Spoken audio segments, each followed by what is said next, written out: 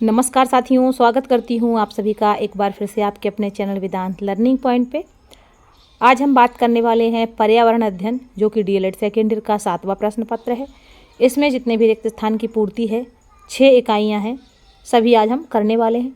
पिछले वीडियो में वस्तुनिष्ठ प्रश्न करा चुकी हूँ, डिस्क्रिप्शन में लिंक मिल जाएगी, वहाँ से देख लीजिएगा। बुक्स के बहुत सारे नोट्स पड़े हुए हैं चैनल पर, प्ले लिस्ट में जाके वो सब देख लीजिएगा, बहुत ही इंपॉर्टेंट है, पेपर में आ सकते हैं। आइए शुरू करते हैं। पहली इकाई है आपकी पर्यावरण अध्ययन की अवधारणाएं। इसमें पहला प्रश्न है,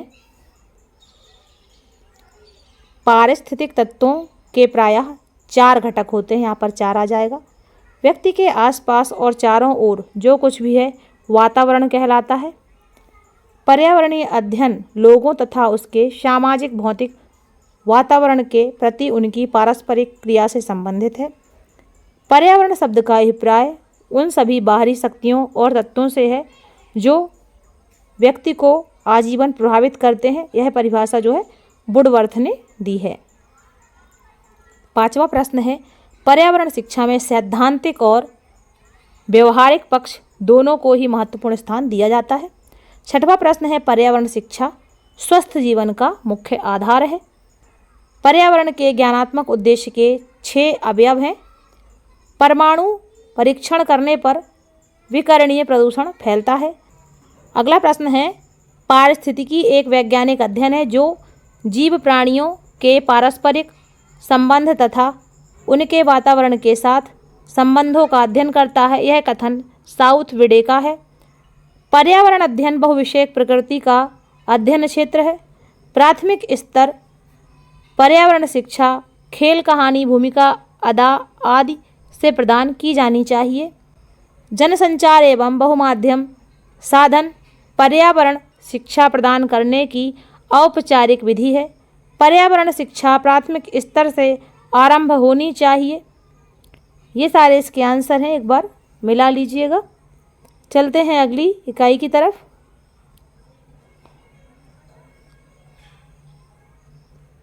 इकाई नंबर 2, बच्चों के विचारों को समझना।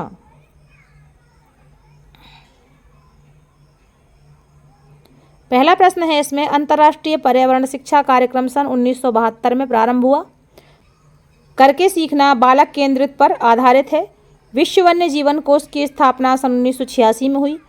पर्यावरण शिक्षण में तुलना कर सकने का संबंध अनुप्रयोग प्राप्य उद्देश्य से है। संयुक्त राष्ट्र संघ पर्यावरण का आयोजन सन 1972 में किया गया। पर्यटन या भ्रमण योजना में तैयारी सामग्री तथा मूल्यांकन पर ध्यान दिया जाता है।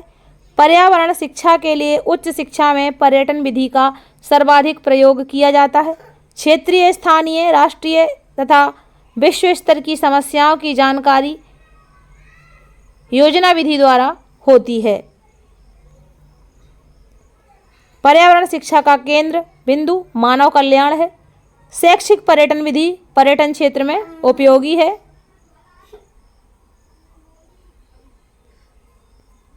इसके ये सारे आंसर हैं, एक बार मिला लीजिएगा।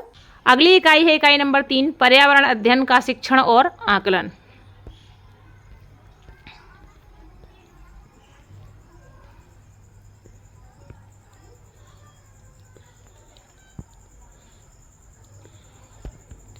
पहला प्रश्न है इसमें, वायु प्रदूषण से उत्पन्न होने वाली बीमारी अस्थमा है।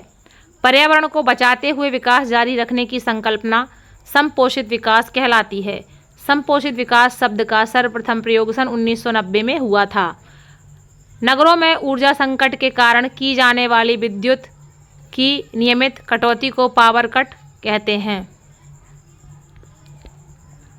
राज्य प्रदूषण निवारण मंडल में सदस्यों की संख्या 17 होती है। ग्लोबल वार्मिंग प्रकाश रासायनिक प्रभाव है। जल संकट से निपटने का प्रमुख उपाय वर्षा जल संग्रहण है। प्लास्टिक एक अविघटनीय प्रदूषक है। जल, प्रकाश, तापक्रम पारिस्थितिकी तंत्र के अजैविक घटक हैं। प्रकृति की संरचना तथा कार्य का अध्ययन ही पारिस्थितिकी है। यह कथन ओडम का है। पेड़ पौधों व वृक्षों को उपभोक्ता भी कहते हैं। ये सारे इसके आंसर हैं, आप मैच कर लीजिएगा। चलते हैं चौथी इकाई की तरफ।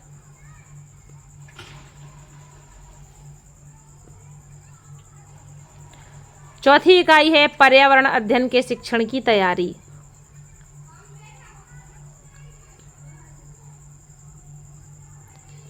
पहला प्रश्न है इसमें, पेड़ पौधों से जीव जंतु भोजन के रूप में कार्बोहाइड्रेट ग्रहण करते हैं। पर्यावरण पर मूलतः मानव का अधिकार है। हम चारों ओर जिन दशाओं से घिरे हुए हैं उनका योग पर्यावरण कहलाता है। आपकी समझ में पर्यावरण का जैविक कारक भूमि है। पर्यावरण संरक्षण हेतु चलाए जा रहे चिपको आंदोलन का संबंध भारत के उत्तराखंड राज्य से है। मनुष्य के आवश्यकताओं की पूर्ति करने वाली वस्तु को आजीविका कहते हैं। पृथ्वी पर जीवधारियों के लिए ऊर्जा का मूल स्रोत सौर ऊर्जा है। भारत में लहरों की ऊर्जा वैकल्पिक ऊर्जा के विकास की विपुल संभावनाएं हैं। मानव के श्वसन तंत्र पर वायु प्रदूषण का सर्वाधिक प्रभाव पड़ता है। प्रदूषण निवारण और अधिनियम 1981 में कुल 26 धाराएं हैं। ये सारे आंसर हैं, देख लीजिएगा। चलते हैं अगली इकाई की तरफ।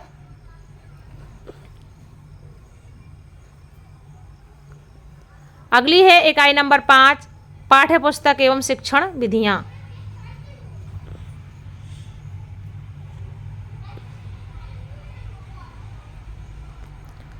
पहला प्रश्न है, जल के अतिदोहन के लिए नगरीकरण उत्तरदायी है। नलकूप भूमिगत जल का स्रोत है। पर्वतीय क्षेत्रों में वन विनाश से भूस्खलन प्रकोप बढ़ा है। विश्व में सबसे अधिक उत्पादक क्षेत्र मैदानी भाग पाए जाते हैं। अपवाहन की क्रिया का प्रमुख कारक वर्षा है। सर्वप्रथम पारतंत्र शब्द का प्रयोग एजी टॉन्सले ने किया था। अगला प्रश्न है, पारिस्थितिकी प्रणाली का सरलतम नाम प्रकृति है। विश्व के 20 क्षेत्रों को हॉटस्पॉट के रूप में चिन्हित किया गया है। ये सारे इसके आंसर हैं, मैच कर लीजिएगा। अंतिम इकाई है इकाई नंबर 6, कक्षा योजना एवं मूल्यांकन। पहला प्रश्न है इसमें, निम्न में से लाभ हानि पद अवबोध का है। शैक्षिक उद्देश्यों में क्रियात्मक क्षेत्र शरीर के कौशल अंग से संबंधित है। किसी भी मूल्य निर्धारण मापनी रेटिंग स्केल में पदों की संख्या 3 हो सकती है। वैधता वस्तुनिष्ठ परीक्षाओं का विशेष गुण होता है। निबंधात्मक प्रकार के परीक्षण से रटने की प्रवृत्ति में वृद्धि होती है। किसी परीक्षण को बनाने में सर्वाधिक अंक भार ज्ञान को मिलता है। वायु, जल और भोजन प्राणी मात्र की प्राथमिक आवश्यकताएं हैं। किंडरगार्टन विधि को बालोद्यान शिक्षण पद्धति विधि से भी जाना जाता है। शिक्षक द्वारा विद्यार्थियों के लिए सीखने का कार्य शिक्षण कहलाता है। शिक्षण को विद्यालयों के अनुकूल बनाना शिक्षक का कार्य है। पढ़ने लिखने गणित को संक्षिप्त में 3RS से व्यक्त करते हैं। अगला और अंतिम प्रश्न है, मांटेसरी विधि के जन्मदाता मारिया मांटेसरी को मानते हैं। ये सारे आंसर हैं, आप मैच कर लीजिएगा। किसी क्वेश्चन में डाउट लगे तो गूगल पर देख लीजिएगा। मिलते हैं एक वाक्य में उत्तर दीजिए वाले प्रश्नों को लेकर। तब तक के लिए आप सभी का धन्यवाद। आप सभी का दिन शुभ हो।